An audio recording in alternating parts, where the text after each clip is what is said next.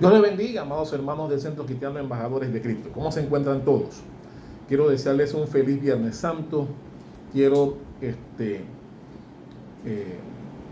hacerles llegar mis mayores respetos a aquellas personas que en días como hoy recuerdan o hacen remembranza de un acontecimiento importante que marcó la historia de la humanidad. La historia de la humanidad está marcada por dos eventos: antes de Cristo, después de Cristo. Y eso después de Cristo tiene que ver con el acontecimiento que se dio en un lugar importante donde Jesús ofrendó su vida para la redención de los pecados suyos y míos. Un acontecimiento importantísimo y del cual hemos hablado en muchas ocasiones. Hemos hablado de muchos aspectos en cuanto a la crucifixión de Jesús. Hemos hablado de tantas cosas que tienen que ver con ese majestuoso acontecimiento muy importante para la vida de todo cristiano y para todos aquellos que creemos en el Evangelio de Jesús, que creemos en el Hijo del Hombre, que creemos en el Hijo de Dios, que vino a salvarnos del pecado a usted y a mí. Pero hoy, en ocasión del acontecimiento, quiero hablar de otro aspecto que tal vez usted no haya oído con referencia a la muerte de Jesús, y es con respecto al lugar, el lugar en donde fue escogido por Dios para que su Hijo entregara su vida por cada uno de nosotros. Hemos hablado de tantas cosas en cuanto a la crucifixión de Jesús, y buscando algo diferente, algo de lo cual usted pueda aprender. Como estamos en viernes de enseñanza, he querido traer el tema con respecto al lugar en donde Jesús entregó su vida por nuestros pecados para ser limpiados. Él se hizo maldición para que nosotros fuéramos bendición, como su palabra bien lo dice. Así que vamos a hablar en cuanto a ese lugar, y vamos a ver la trayectoria, vamos a ver los eventos que se dieron antes en ese mismo lugar, y la historia que tiene ese lugar en donde finalmente Jesús entregó la vida por cada uno de nosotros. Para eso voy a pedirle que por favor abra conmigo su Biblia en el libro de Juan. Vaya conmigo al libro de Juan, capítulo 19. Juan capítulo 19. Vamos a ver los versículos 17 al 19. Juan capítulo 19, versículos 17 al 19, dice así: y él, hablando de Jesús, cargando su cruz, salió al lugar llamado de la Calavera, y en hebreo Gólgota, y allí le crucificaron, y con él a otros dos, uno a cada lado, y Jesús en el medio. Escribió también Pilato un título que puso en la cruz, el cual decía: Jesús Nazareno, Rey de los judíos. En estos dos versículos hace referencia a ese lugar llamado la Calavera. ¿Dónde estaba ese lugar? ¿Qué importancia tiene ese lugar? Bueno, ese monte, llamado, como bien dice el versículo, llamado de la Calavera, era una montaña, era un monte, era un lugar alto, muy alto, que estaba en las afueras de Jerusalén. Desde Jerusalén uno podía ver ese lugar, ese alto, ¿no?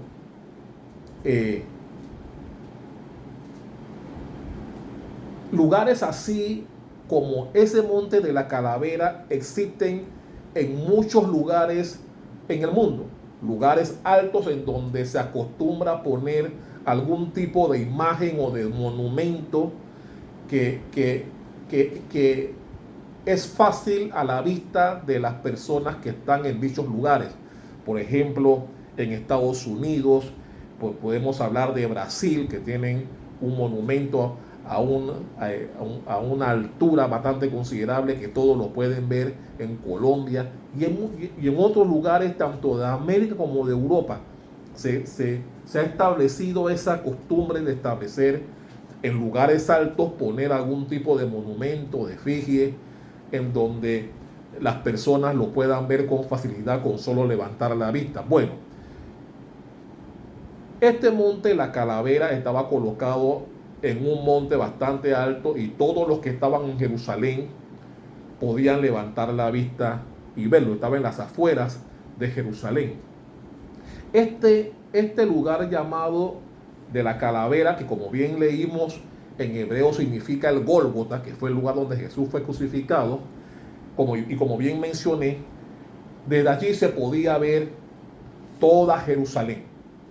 Jerusalén, hablando de Jerusalén propiamente tal, antes de llamarse Jerusalén, el nombre que tenía era Jebús, que era habitado obviamente por los jebuseos.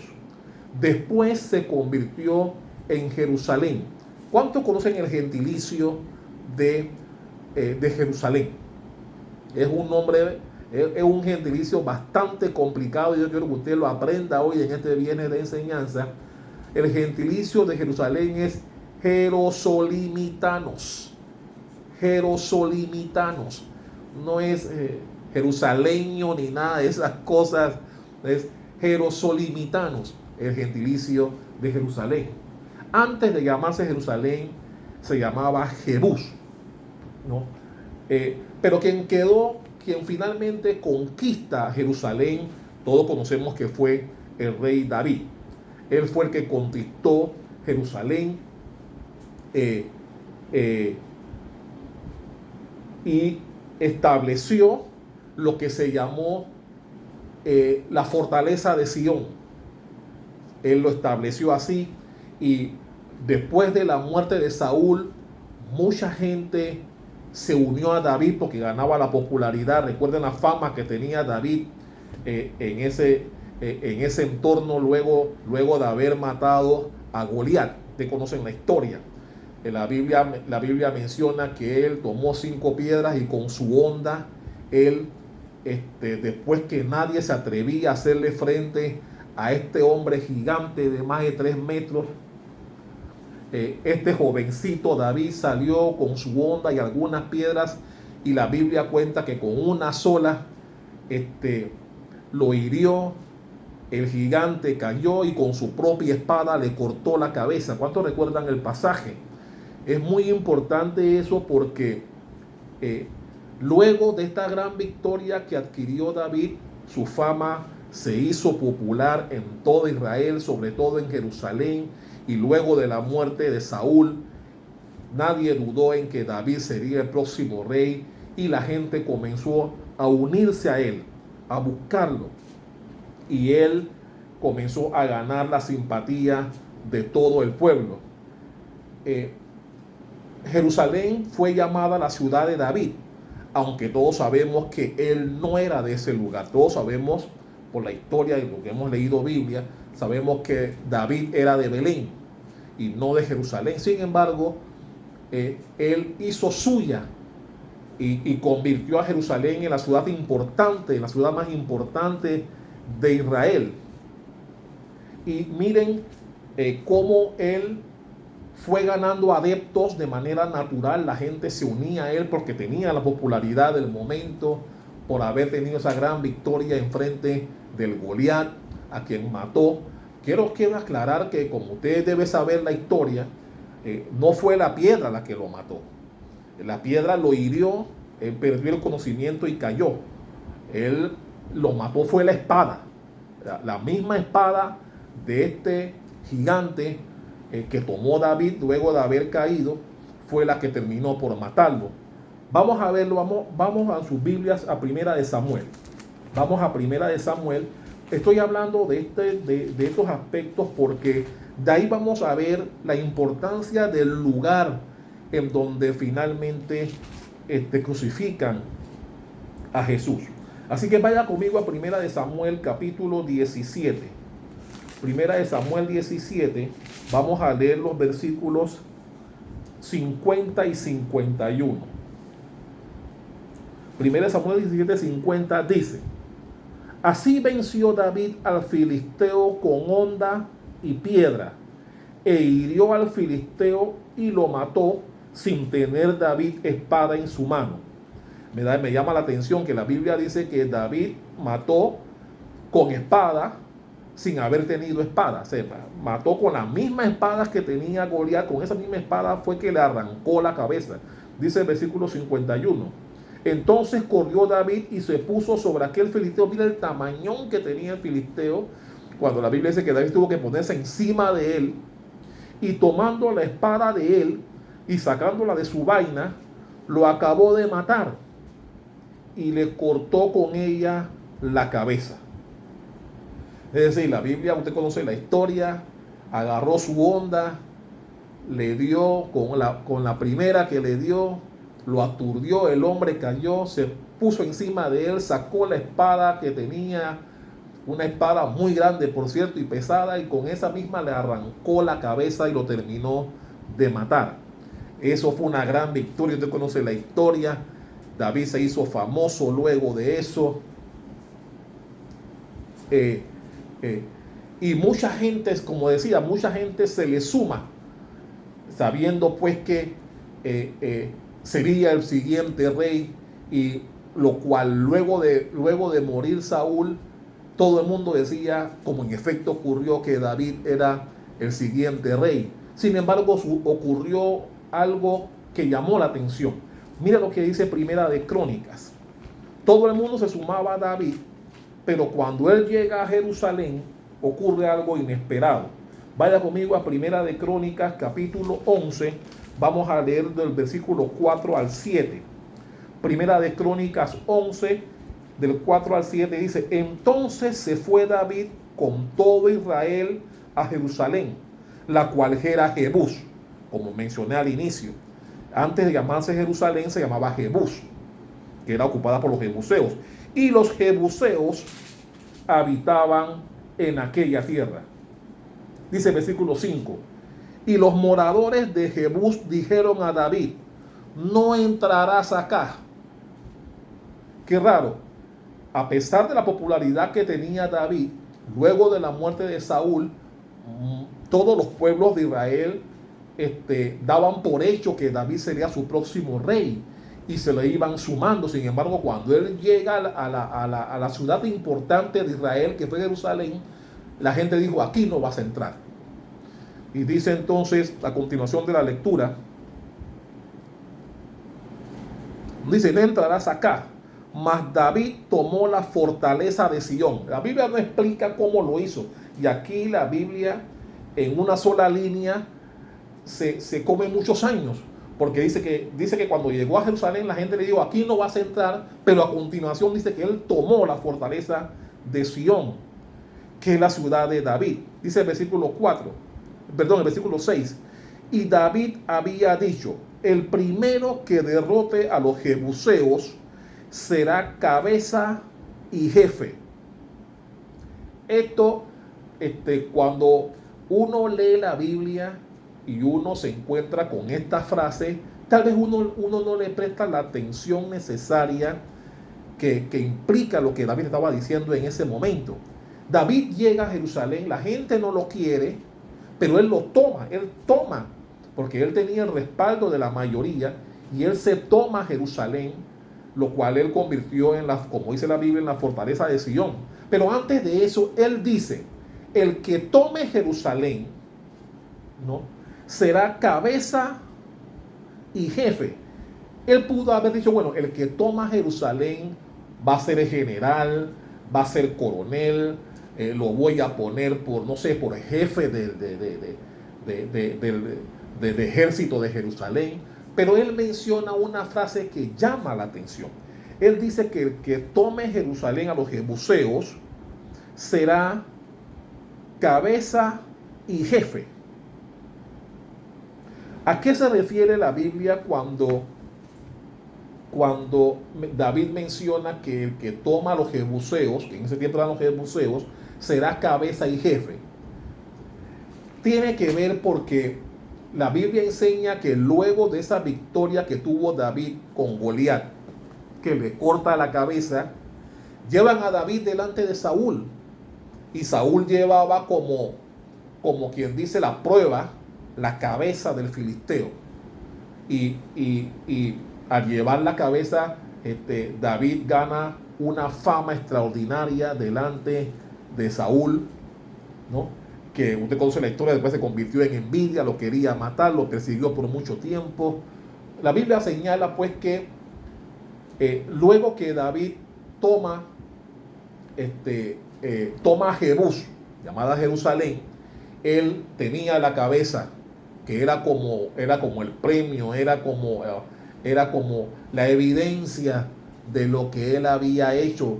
Y la Biblia también dice que él tomó tanto la espada como también la lanza. Entonces, se puede imaginar la lanza que tenía ese filisteo. Debe ser una lanza, era una lanza que era mucho más larga de lo normal, tomando en cuenta el tamaño y la altura que él tenía. Pero la Biblia nos enseña que David toma la cabeza de ese filisteo, y al tomar posesión de Jerusalén, él va a ese monte llamado la Calavera.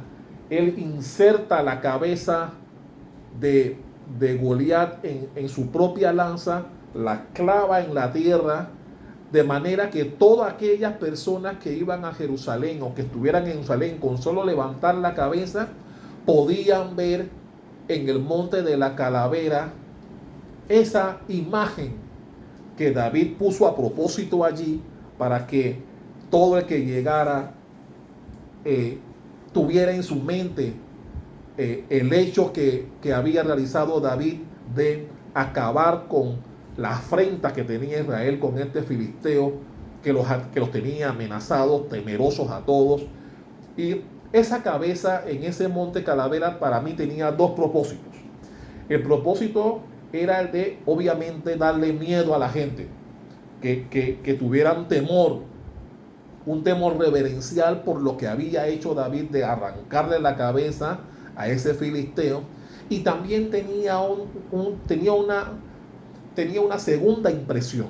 Tenía la impresión de provocar valor en sus soldados, para que siempre pudieran recordar que así como David, un hombre, un muchacho en aquella época, un joven, pudo arrancarle la cabeza a un gran enemigo de Israel, así también los soldados que venían subiendo también se llenaran de valor, sabiendo que Israel podía vencer a cualquier enemigo. Que así como David hizo de eliminar al enemigo de Israel llamado Goliat, así mismo también ellos podían vencer a cualquier ejército enemigo que se quisiera levantar en contra de Israel. Por eso todas las personas desde Jerusalén, porque Jerusalén estaba en la parte baja del monte, la Calavera, el monte de la Calavera llamado Gólgota estaba arriba, y abajo, o sea, se podía ver toda la ciudad de Jerusalén en su entorno. Y los que estaban allá, obviamente, al levantar la vista podían ver esa prueba, si usted quiere ponerle un nombre, de el gran acontecimiento que había realizado David para la liberación de su pueblo, la cabeza de Goliat ensartada en su propia lanza en el monte llamado de la Calavera, ¿no? Y por eso este lugar llamado la Calavera era uno de los montes que estaba valga la redundancia, en el monte Moriah. Yo no sé si ustedes recuerdan, este monte Moriah es el mismo lugar en donde Dios le pidió a Abraham que llevara a su hijo Isaac para ser sacrificado. Si usted ha leído la Biblia, Usted recuerda que Dios le dijo a Abraham que llevara a su hijo al monte Moriah, a uno de los montes que él le diría. Moriah estaba constituido por varias montañas, ¿no? Era un conjunto de montañas llamado Moriah. En una de esas, Dios le da la instrucción a Abraham para que lleve a su hijo para ofrecerlo en sacrificio. Usted conoce la historia, eso no llegó a ocurrir, pero Abraham en obediencia llegó al lugar, levantó un altar, preparó todas las cosas, pero no llevó a cabo la acción de sacrificar a su hijo porque el ángel, luego de ver la obediencia de Abraham y que estaba dispuesto a hacerlo, no permitió que lo hiciera. Sin embargo, la Biblia nos enseña que ese mismo monte Moriah, donde Abraham estaba con Isaac para sacrificarlo, es el mismo lugar que posteriormente fue llamado de la calavera, llamado Gólgota, el mismo lugar en donde Jesús, mucho tiempo después, siglos después, fue crucificado. Y esto es extraordinario porque nos enseña cómo Dios abre y cierra ciclos para el conocimiento de sus hijos. El mismo lugar en donde Abraham llevó a su hijo para ser sacrificado fue el mismo monte, el mismo lugar, ahora llamado de la calavera o el Gólgota para los hebreos, el mismo lugar en donde siglos después su hijo pagó con su carne y con su sangre derramada los pecados suyos y míos para ser redimidos. ¿Cuánto dicen amén a eso? Aleluya. Eso es importante porque también como Dios es perfecto en todas las cosas, también el lugar donde su Hijo entregó su vida para nosotros reviste de importancia. Entonces la Biblia dice a continuación que cuando David le dice a sus soldados que el primero que tome a los jebuseos, él lo pondrá por cabeza y jefe. La Biblia dice que a continuación, dice, entonces, estamos hablando de Primera de Crónicas 11, versículo 6, que en su parte final dice, entonces Joab, hijo de Salvia, subió el primero y fue hecho jefe, dando a entender, pues, ¿cuántos recuerdan a Joab? Joab, hablamos de ese personaje traicionero, disque amigo de David, que David le dio tantos poderes, fue cómplice de David en la muerte del marido de Jezabel. ¿Se acuerdan cuando él toma a Jezabel, manda a buscar al marido después que se entera que, después de Jezabel le entera que estaba embarazada de él, y todas las tramas que hizo David con el marido de esta mujer, lo mandó a matar al final? Bueno, la Biblia dice que el que ejecutó la orden que David mandó con el mismo para que se la llevaran allá era Joab, que era su confidente, le conocía muchos secretos, pero al final de cuentas fue un traicionero. Y todos recuerdan cuando hablamos de Joab en la iglesia, que cuando Salomón tomó el trono, uno de los primeros consejos que su padre David le dio es: mata a Joab. Y Joab, usted conoce, hablamos de él, era la mano derecha de David. Era el hombre que cumplió muchas cosas a favor de David, pero era un hombre traicionero, ambicioso del poder. Era su mano derecha, pero era traicionero, ¿no? Y David se dio cuenta al final de sus días del tipo de personas que tenía a su lado por tantos años, que con tal de permanecer como mano derecha mató a mucha gente a espaldas de David. Incluso mató al hijo cuando David le dijo: no maten al muchacho. Y cuando el hijo de David, que se había rebelado, quedó enredado con su cabello largo, la gente le dijo a Joab, David dijo que no lo mataran, y usted conoce la historia.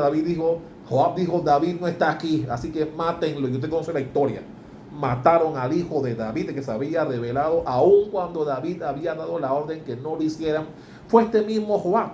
Así que la Biblia menciona que cuando David abre el compás y dice: bueno, cualquiera de ustedes que tome estos jebuseos lo voy a poner por jefe, Y ahí fue donde Joab se hizo de la mano derecha de David, porque dice la Biblia que él sale y toma la ciudad, se le entrega a David, y ahí es entonces donde David establece la fortaleza de Sión, y que posteriormente fue llamado la ciudad de David, ¿no? Esa misma ciudad que él tomó gracias a que Joab en ese momento tomó la iniciativa y la tomó. La Biblia dice que posteriormente fue Salomón, años después, quien construye el templo en esa misma Jerusalén. La historia demuestra que el templo que levantó Salomón fue destruido en su totalidad, pero después fue reconstruido por Herodes. Pero la parte, ese templo que levantó posteriormente Herodes volvió a ser destruido, pero la parte oriental, dice la historia, la parte oriental se conservó, y es lo que hoy en día es llamado el Muro de los Lamentos. ¿Cuánto conocen la historia? Por eso es bueno conocer estas cosas, porque el lugar o el entorno en donde murió Jesús también fue preparado por Dios, también tiene incidencia de parte de Dios. Creemos, o mucha gente piensa cuando lee la historia, de que fueron los romanos que de manera natural decidieron el lugar donde Jesús iba a morir. No, fue el mismo Dios quien de muchos años antes ya tenía establecido el lugar donde su Hijo ofrendaría su vida para salvación de las almas de toda la humanidad. Ya lo había hecho, ya lo había marcado, porque fue el mismo lugar en donde llevó a Abraham para ofrendar a Isaac, y fue el mismo lugar, ese mismo monte donde años después, muchos años después, vino el Hijo del Hombre a dar su vida por usted y por mí, ¿no? Así que esa montaña conocida como de la Calavera, y que conocemos mayormente, porque mayormente se conoce el lugar donde falleció Jesús en la cruz como el Gólgota, es el mismo lugar que inicialmente se llamaba de la Calavera. ¿Cuántos dicen amén a eso? Aleluya. La Biblia dice que con el pecado de Adán y Eva, una de las primeras profecías de redención que Dios estableció está en lo que dice Génesis 3:15. Vamos a leer para recordación Génesis 3, versículo 15. Génesis 3:15, conocido por todos, dice así, hablando Dios: y pondré enemistad entre ti y la mujer, y entre su simiente, el simiente de la mujer, y la simiente tuya, la simiente del diablo. Esta te herirá en la cabeza, y tú le herirás en el calcañar. Versículo conocido por todos. La Biblia dando a entender que la simiente de la mujer, es decir, Jesucristo, iba a ser herido en el calcañar, pero posteriormente él sería herido en la cabeza por la simiente de la mujer, es decir, por Jesucristo. Esa profecía, la Biblia nos enseña que se cumple en Colosenses. Vaya a su Biblia al libro de Colosenses capítulo 2. Colosenses capítulo 2,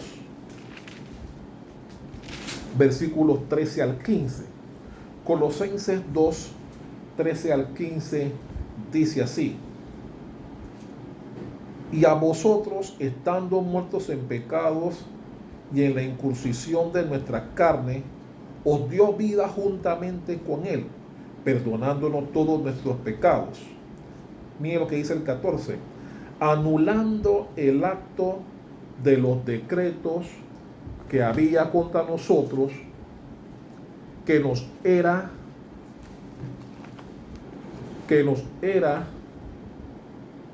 contraria, quitándole de en medio y clavándola en la cruz. Voy a volver a leerlo. Dice el versículo 14. Anulando el acta de todos los decretos que había contra nosotros, que nos era contraria, quitándola de en medio y clavándola en la cruz. Es decir, llevando en la cruz los pecados suyos y míos, el pecado de toda la humanidad. Y dice el versículo 15, y despojando a los principados y a las potestades, los exhibió públicamente, triunfando sobre ellos en la cruz. Estos versículos nos dan a entender que la profecía de Génesis 3:15, donde dice que al final la simiente de la mujer le pisaría la cabeza y lo destruiría, se cumple con estos versos de Colosenses 2, del 13 al 15, cuando dice en su último versículo, en el versículo 15, despojando a los principados y a las potestades, lo exhibió públicamente, triunfando sobre ellos en la cruz. En la cruz del Calvario, cuando Jesús ofrenda su vida por la humanidad, por los pecados de la humanidad, la Biblia dice que se da esa profecía en donde se triunfa exhibiendo públicamente a Satanás, quien sufrió la pérdida total, esa que había sido predestinada, que había sido profetizada por Dios en Génesis 3:15, cuando decía que tú vas a herir en el calcañar a la simiente. Y todos conocen pues que Jesús fue clavado de pies y manos, ¿no? Dando a entender pues que esa era la lesión que le produciría Satanás a la simiente de la mujer. Sin embargo, con eso se estaba estableciendo la gran victoria de Jesús en la cruz, exhibiendo públicamente su victoria, y con la sangre de Jesucristo nos libró del pecado a usted y a mí. Por eso, amado hermano, este acontecimiento de la crucifixión de Jesús en ese lugar tiene o reviste de una importancia trascendental, una importancia que nos lleva a estar claros en que fue el mismo Dios el que estableció ese lugar para que su Hijo ofrendara su vida, que fue el mismo lugar donde muchos años antes, muchos siglos antes, fue el mismo lugar en donde Dios también llevó a Abraham para el sacrificio de su hijo, en ese mismo monte, ¿no? Estableciendo pues las coordenadas en donde siglos después su hijo, hecho carne, también entregaría su vida en ese mismo lugar, en ese mismo monte llamado ahora el Gólgota, o de la calavera como le llamaban, para ofrendar su vida por cada uno de nosotros. ¿Cuántos dicen amén a eso? Aleluya. Y con estos versículos colosenses se cumple esa profecía dado por Dios, en donde al final, por eso debemos entender, amado hermano, que el diablo ya perdió. La Biblia dice que tendremos muchas aflicciones, pero que confiemos porque ya Él derrotó al mundo. Y cuando Él entregó su vida en la cruz del Calvario, en el Gólgota, en ese monte Moriah, ¿no?, conocido como de la calavera también, Dios estaba cumpliendo su promesa, ¿no? Estaba haciendo realidad una profecía de que el diablo sería expuesto públicamente, ¿no?, con la crucifixión de su Hijo en la cruz del Calvario. ¿Cuánto dicen amén a eso? Me interesa que usted vea lo que dice el libro de Hebreos. Vaya conmigo a Hebreos capítulo 2, versículo 14. Hebreos 2:14 dice así: así que por cuanto los hijos participaron de carne y sangre, Él también participó de la misma, o de lo mismo, para destruir por medio de la muerte al que tenía el imperio de la muerte, esto es, al diablo. ¿Qué les recuerda este versículo? Voy a leerlo nuevamente para ver qué ¿Qué entiende usted de lo que está diciendo Dios aquí con respecto a lo que hemos hablado? Dice el versículo 14 de Hebreos 2.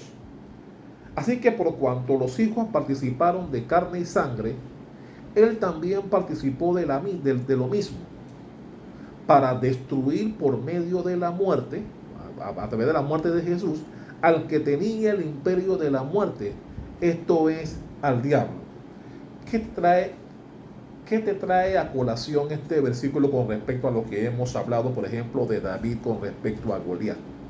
La Biblia me enseña la Biblia dice que por 40 días traído a lo que queremos explicar es como una generación. La Biblia dice que por 40 días Goliat salía a decirle a los soldados de Israel que le mandaran a alguien a pelear contra él. Y la Biblia enseña que los soldados israelitas estaban muertos de pánico, muertos de miedo. Los tenía atemorizados. Y nadie se atrevía a salir a combatir con él, porque al ver su estatura y toda la armadura que tenía, tenían miedo, tenían pánico. Y así los tenía amedrentados por 40 días, que espiritualmente hablando corresponde a toda una generación. Que es lo mismo que ha hecho el diablo con mucha gente, con muchos cristianos. A través del temor no nos atrevemos a enfrentarlo, le tenemos ese mismo pánico que tenían los soldados de Israel en aquella época. Y mire lo que dice el versículo 15 de Hebreos 2. Dice, y librar a todos los que por el temor de la muerte estaban durante toda la vida sujetos a servidumbre, dándonos a entender que así como Goliat tenía al pueblo, o en este caso los soldados de Israel, atemorizados, ¿no?, a través del temor, no de la muerte. Porque mire, si usted lee todo el capítulo de Primera de Samuel, donde está la historia de David y Goliat, usted puede leerlo y yo le pregunto a usted, ¿aparece allí a cuánta gente mató Goliat? ¿Aparece que Goliat mató a alguien? La Biblia no me enseña a mí que Goliat haya matado a alguien. Así que el único muerto en ese capítulo fue él.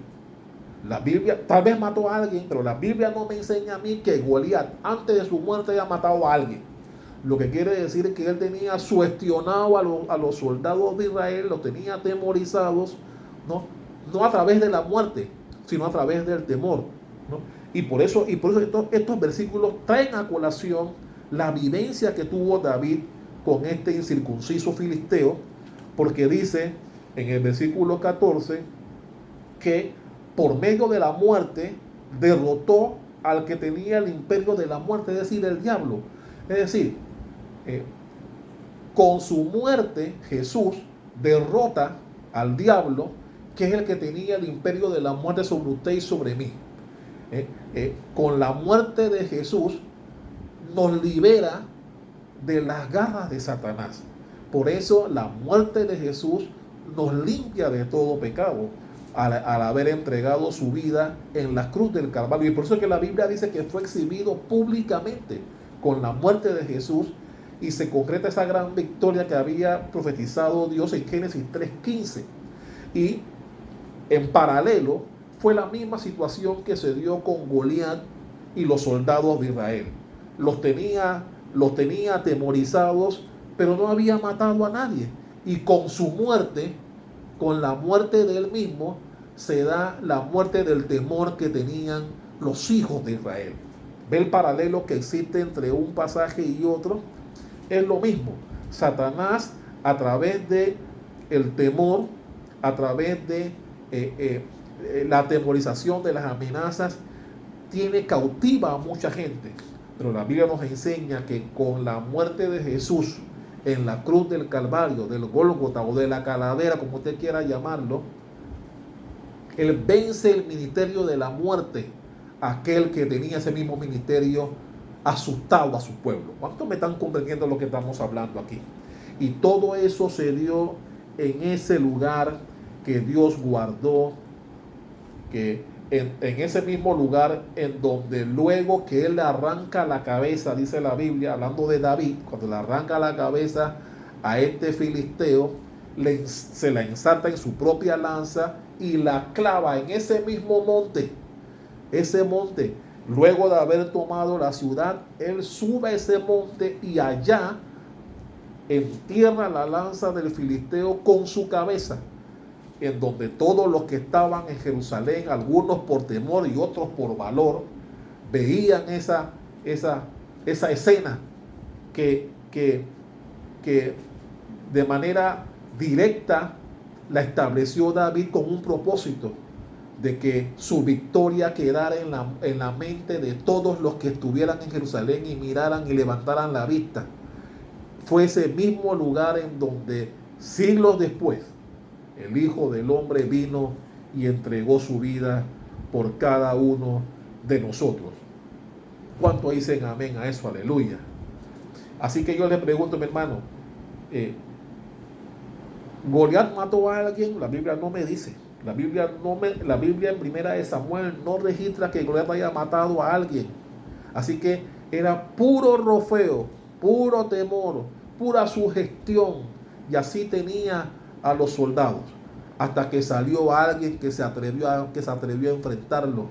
Y mató con su propia arma, con su propia espada, le arranca la cabeza, la cual él la inserta. No, a veces una acción grotesca, pero la intención de David era precisamente esa, que cada vez que alguien desde Jerusalén levantara la cabeza, viera eso, ¿no? Y algunos tuvieran temor, pero los soldados, los que vieron lo que pasó, se llenaran de valor y pudieran decir, así como este muchacho David, cuando era un jovencito, se atrevió a enfrentar al mal y a vencerlo, así mismo también nosotros podemos vencer a cualquier enemigo. Y eso debemos traspolarlo a nuestra vida. Mi hermano, el enemigo, la Biblia dice que viene para hurtar, matar y destruir. Pero la Biblia dice también que Jesús vino para darnos vida y vida en abundancia. Y por eso la Biblia dice que por cuanto Él nos amó, por cuanto Dios nos amó, mandó a su único Hijo unigénito, para que todo el que creyera en Él no se pierda y tenga vida eterna. Y con su sacrificio de la cruz, con la entrega momentánea de la vida, de su vida en la cruz, Él nos libró de las garras de Satanás. Y públicamente, como dice la Biblia, fue exhibido y su derrota fue concretada. Y ya no debemos tener temor, porque, como bien dice la Biblia, confiad, yo he vencido al mundo, como decía Jesús, ¿no? Y esa es la confianza que debemos tener los que confiamos en Él, que la gracia sobreabunda donde está el pecado, que si Dios está con nosotros, ¿quién podrá contra nosotros? Y por eso, a pesar de que el diablo nos meta temor cuando queremos enfrentar algo, cuando queremos emprender algo, cuando queremos realizar algún plan o algún proyecto o concretar alguna meta, siempre habrá por parte de Satanás, querrá meternos en la mente el temor y querrá hacernos frenar, querrá hacernos ver que no podemos alcanzar tal cosa, que no podemos concretar ninguna meta ni ninguna acción que queramos llevar a cabo. Pero la Biblia dice que debemos confiar, que si confiamos en Dios, las intenciones del enemigo no prosperarán. ¿Cuánto dicen amén a eso? Aleluya, ¿no? Por eso el enemigo siempre ha querido tenernos como restringidos, siempre ha querido darnos a entender que nosotros no podemos, y precisamente Cristo vino para liberarnos de él. Con su muerte en la cruz, Él se llevó todos nuestros pecados, se llevó ese temor que tenía, esa opresión que tenía el enemigo en contra nuestra, ¿no? Y por eso fue que Jesús, a pesar de toda la situación que vivió, Él le decía al Padre, si puedes, pasa de mí esta copa, pero que sea tu voluntad. Porque Jesús sabía que la voluntad de Dios es buena, agradable y perfecta. y que si esa era la voluntad de Dios, que Él ofrendara su vida en la cruz por nosotros, eso sería una gran victoria, como en efecto lo fue. Que hasta el sol de hoy, muchos años después, usted y yo podemos disfrutar y hacerla nuestra, y no dejar que el enemigo pueda limitarnos en ninguna de nuestras metas. En ese mismo lugar llamado el Gólgota, en aquel tiempo de la calavera, ¿no? donde David hizo un acto de recordación para que todos miraran allí, fue ese mismo lugar que posteriormente, muchos años después, Dios utilizó para que su Hijo ofrendara su vida para nosotros. Fue el lugar en donde, como decía Génesis 3:15, donde la descendencia de la mujer le machucaría la cabeza y lo exhibiría públicamente para vencer de las garras de la opresión y del pecado de Satanás. Por eso, mi hermano, cuando una de las cosas que ha quedado en mi mente con la crucifixión de Jesús es que cuando yo veo, por ejemplo, crucifijos que tienen, no tengo problemas con los crucifijos, tengo problemas cuando el crucifijo tiene a Jesús clavado en él, porque no es lo mismo ver la imagen de una cruz que ver la imagen de un supuesto Jesús clavado en la cruz. No es lo mismo. Y veo a mucha gente compra crucifijos de oro que tiene tallado en la cruz a un supuesto Jesús allí clavado. Y mi hermano, la Biblia me enseña que Jesús no tuvo mucho tiempo en la cruz. La Biblia dice que era la hora tercera cuando Él fue clavado, y en la hora sexta ya Él había muerto y fue bajado de allí. Así que Jesús solamente estuvo en la cruz como 3 horas, a lo sumo. Por lo tanto, no me parece la imagen correcta tener o ver una imagen donde aparezca Jesús clavado en una cruz, porque fue efímero el tiempo que estuvo allí clavado. Pero una cruz sí me enseña. La cruz sí me demuestra y me hace recordación de que esa cruz fue donde el Hijo del Hombre venció a la muerte, que fue el lugar en donde Él entregó su vida por la redención de los pecados de toda la humanidad. No es lo mismo encontrar una imagen de un crucifijo, solamente la cruz, o ver una cuna, o ver digamos un sepulcro vacío, una cuna vacía, que tenerla con una supuesta imagen de Jesús en cada una de estas. Porque la cuna vacía, por ejemplo, me enseña que Jesús estuvo poco tiempo en el pesebre. Todos recuerdan el pasaje.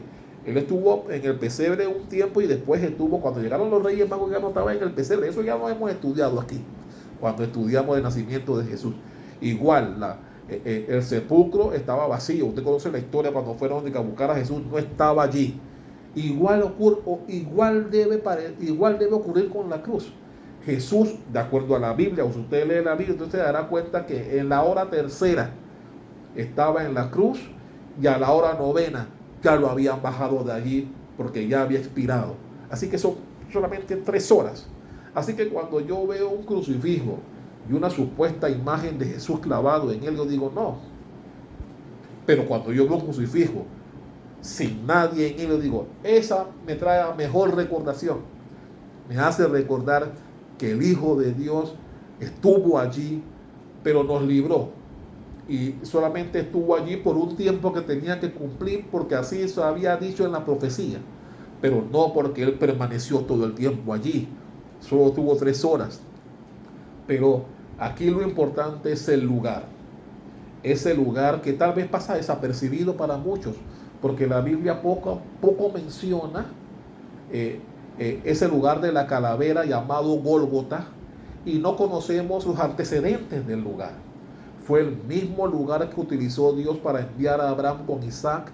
Fue el mismo lugar en donde, luego de haber conquistado la ciudad, David subió a ese mismo monte y puso una imagen con la lanza incrustada, con la cual incrustó la cabeza de ese gigante, y el que miraba para allá tenía que verlo, y fue el mismo lugar en donde finalmente Dios predestinó que era donde su Hijo iba a entregar su vida por cada uno de nosotros. Ese es el lugar conocido como la Calavera, que estaba en el monte Moriah, conocido también como el Gólgota, el famoso lugar en donde Jesús entregó su vida por cada uno de nosotros. Mi hermano, en este Viernes Santo nosotros debemos recordar el amor que Jesús tuvo por nuestros pecados y por cada uno de nosotros, y el gran sacrificio que tuvo que hacer, porque su Padre lo envió con ese propósito. Su Padre lo envió a convivir entre nosotros con ese propósito: ofrendar su vida para liberarnos del pecado, de ese pecado que en su momento cometió Adán y Eva, y que se extendió y que le dio entrada a Satanás en la vida de los seres humanos. Pero Jesús o Dios profetizó que iba a llegar el momento en donde las huestes de Satanás serían vencidas. Sí, Él heriría a la simiente de la mujer en el calcañar, como aparece allí Jesús herido de pies y manos, pero también dice que iba a ser exhibido públicamente, y que esa simiente le iba a herir en su cabeza, dándonos la gran victoria que usted y yo podemos disfrutar hoy día. Y días como este, Viernes Santo, nosotros podemos recordar todo lo sucedido, pero dentro de todas las cosas que sucedieron y de la cual ya hemos hablado y enseñado en años anteriores, nos faltaba hablar del lugar, ese lugar llamado de la Calavera, el Gólgota, ese lugar en donde David, como Abraham y finalmente nuestro Señor Jesucristo, estuvieron allí, un lugar preparado por Dios mucho tiempo antes, porque fue el mismo lugar donde estuvo Abraham con Isaac, el mismo lugar en donde estuvo David y enseñó la gran victoria con la cabeza de ese filisteo, y fue ese mismo lugar en donde Dios también predestinó que su Hijo entregaría su vida por la humanidad. Así que recordemos, hagamos memoria y demos gracias a Dios que Él envió a su Hijo para la redención nuestra, porque la Biblia dice que Él se hizo maldición para que nosotros fuéramos bendición, que Él entregó su vida para recordación de todos. Por eso en este momento yo quiero pedirte, amado hermano, que además del bon con queso y de los mariscos que puedas comer, o de los que tengas en tu casa, porque ya hablamos de eso en estos días, que por tradición la gente come marisco, pero la Biblia dice que Dios nos dio la libertad para comer y santificó los alimentos. Así que si tú tienes una buena chuleta un día como hoy, no tengas temor ni te escondas a comerlo para que la gente vea que estás comiendo carne, porque la tradición dice que se debe comer marisco. No hagas caso de eso.